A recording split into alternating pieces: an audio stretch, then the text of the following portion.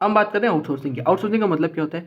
Outsourcing simply refers to, ठीक है, it simply refers to getting product manufactured from outside, getting processes done by a third entity, और getting any activity और process done by third entity और a third party. मतलब देखो, आपने कहा कि हम कहीं बाहर से ना प्रोडक्ट को मैन्युफैक्चर करवा लेंगे, वो तो समझ में आया।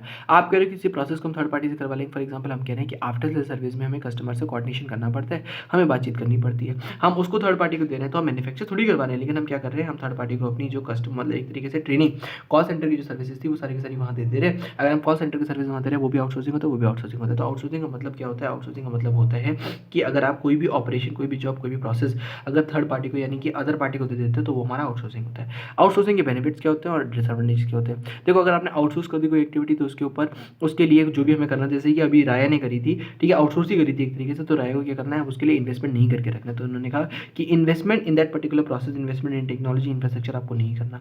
आपको जो कॉस्ट है वो अपने आप ही रिड्यूस हो जाएगा और मैन पावर की आपको मैनेजमेंट करने की जरूरत नहीं। तो उन्होंने कहा कॉस्ट सेविंग होगी, क्योंकि सामने वाला बंदा सस्ते में करके दे सकता है, पहली चीज़ निकल के आएगी।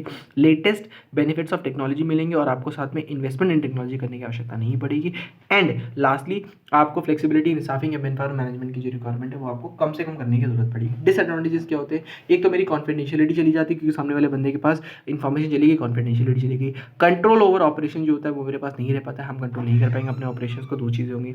और साथ में हो सकता है कि क्वालिटी भी कॉम्प्रोमाइज़ हो जाए, क्योंकि in experience workforce in improper process निकल के आ जाए, तो क्वालिटी भी कॉम्प्रोमाइज़ हो सकती है। डन।